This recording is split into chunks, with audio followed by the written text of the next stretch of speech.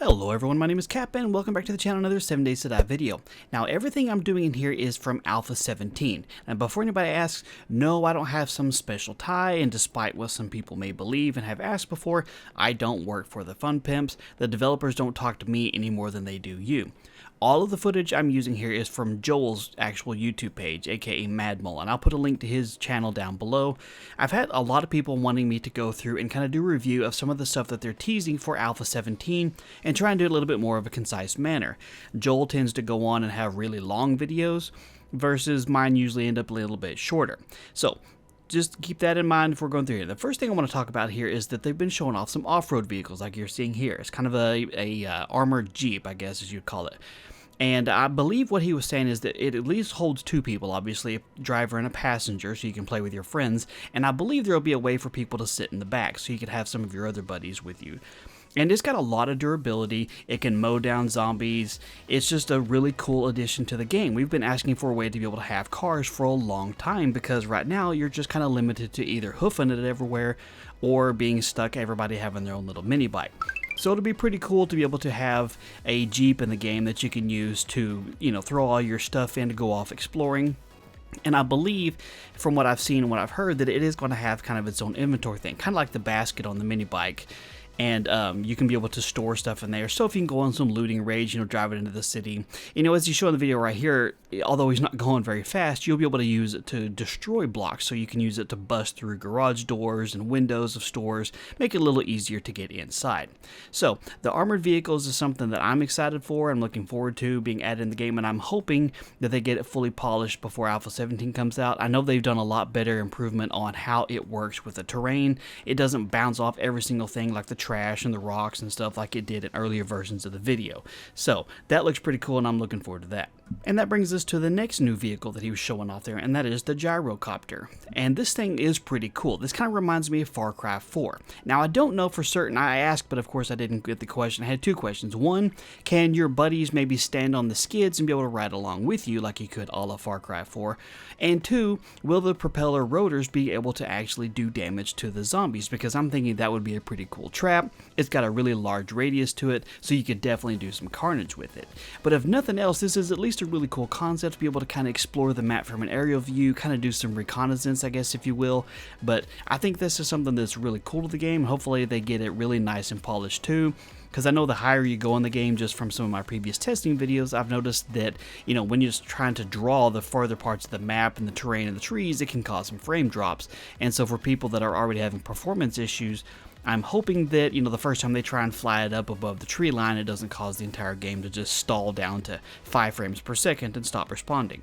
So if they get that optimized really well, this is going to be something that's really cool. Now, of course, we're going to be able to need a wingsuit and a parachute. So Joel, if you're watching this, you guys make sure we have that in there, because we're going to want to fly it up as high as possible and dive out and see what we can do with it. And something they teased just yesterday, I think, maybe the day before, is showing off some of the traders in the game that you can talk to. And they're actually going to be able to have a dialogue pop up. So when you go up to them and talk to them, you'll have different options to choose from. You can buy, of course, from them. You can try and get jobs from them. And I'm assuming they'll have some sort of reward system based on the job that they give you, etc., etc. And you can get more information. You can actually learn stuff from them. And this is going to be a way that they're going to try and tell some of the backstory in the game. That's what Joel was saying, was that these will be used to kind of give you some information. It's like, I was once an adventurer like you, and then I took an arrow to the knee, and so now I have to run a shop, something along those lines. But this is really cool, because at least we're finally getting to see some of those NPCs that have been teased and talked about for a long time. So I'm hoping we can really get a nice, good questing system in here, and they're not all just fetch quests, because fetch quests do get boring, so I'm hoping we can see some really cool jobs out of this one. Now, something I'm really excited about that Joel showed off a good little while ago is that they're redoing the way the prefab houses work. They're not all just going to be cookie-cutter houses.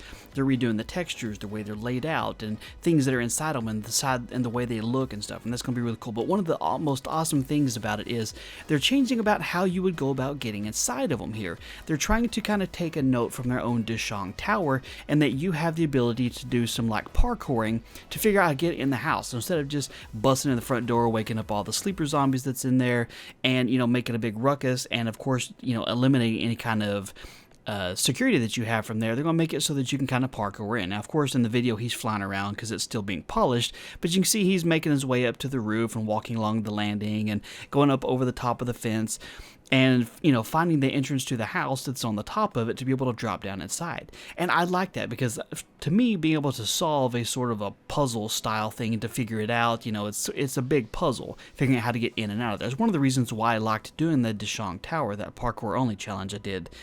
It was just fun being able to get into a room and be like, okay, so they clearly designed a way in and out of this thing. I've got to figure out what I'm doing here. It's sort of like a puzzle, something new to do besides just busting the door, loot it, and move on to the next one. So for me, I'm really looking forward to how they're redoing the prefabs here. And of course, you'll have to deal with the sleeper zombies that, you know, you'll encounter when you get in here. But they've redone a lot of the textures, a lot of new blocks, so that each of the houses that you go into and the buildings and the restaurants and stores and everything have a more unique feel to them. It's not just a cookie cutter. So that's something I really think is going to be kind of cool. And they've also done a couple things like being able to get some of the working sedans in the game. These basic rundown cars you see sitting on the side of the road, similar to like the Jeep. So it looks like they're doing a lot more trying to get vehicles in there, give players a better way to try and make their way around the world. And they've spent a lot of time working on new textures for the animals. You can see right here, he's got a buck out in front of him here, and it looks really, really good. They've spent some time doing that. He also showed off one of the warthogs, and I think he may have showed off one of the bears once too.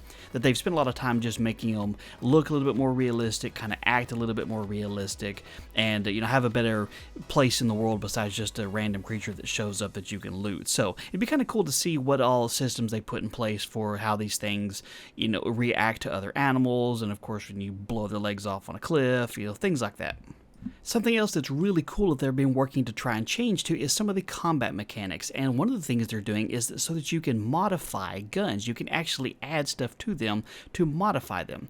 And so you can like assemble them. You can get better pieces to them. You're going to be able to add mods to different things to them, like being able to add a better barrel to it. And from what he was saying is they can add upgraded parts to it. Now we don't know for sure how far the extension is going to go on what all you can and can't add to them.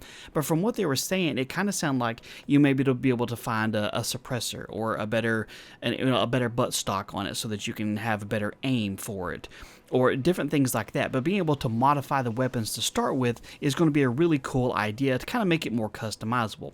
Now, I kind of hope they don't go as far as like something like Dead Island or something like that, where it's just over the top. You know, you got your wooden club, and now you can put barbed wire on it, or you can put electric fences on it, or you can put fire damage, you know, all that sort of thing. It's just like, keep it somewhat within the realm of reality, but it's cool that they're still adding that though. So I'm looking forward to seeing what they're doing with that. Now, they haven't really shown any kind of video about it, so I can't show you this, but they have talked about the wellness system.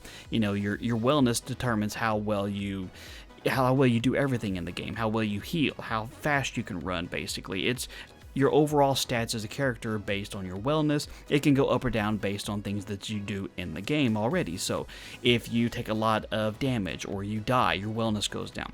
If you kill a bunch of things, your wellness goes up. And you know, how well you heal and all that other stuff is based on your wellness. So they said they're going to be revamping that system too, and adding in some more skill tree perk style things to kind of offset some of the changes with that too. So we'll be kind of interested to see what they do with that. And lastly, they've showed up some concept art here. I don't want to just put screenshots of things that's been shared on Twitter or whatever here, because it's kind of boring to stare at a static video. But they've showed up how they've been able to use the Unity engine system here to be able to edit the terrain better. So they're going to be able to have like houses on hills and things like that. So maybe you can find some shacks up in the mountains or something. That would be kind of cool. They showed off like there's a school bus art concept they've put in there. All kinds of different new blocks are going to be used for like warehouses and things. And one of the things he showed a screenshot of that looked kind of cool was a new trader system. And it looked like they had gotten a bunch of vehicles and barricaded into a big circle, like, you know, an old wagon train, but with buses and cars and trucks, and use that to kind of, you know, as the makeshift fence to keep zombies out. And that would be a new place you could go to find a new trader or NPC or whatever they're going to do with that.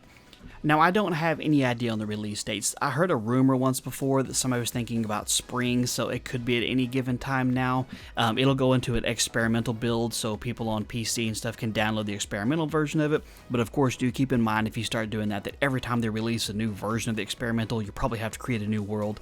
And then when it gets released into stable, you have to create a new one too. It's a pain in the butt, but if you're just kind of want to toy around with the new features, you can. So I'm sure I'll probably miss some stuff in some of these videos. Like I said, I got all of this stuff from Joel's Twitter and the 7 Days to Die Twitter and his YouTube page. I don't have an inside track. I don't work for the Fun Pimps. I don't have any more information than you do. But, you know, this is stuff that I'm excited for.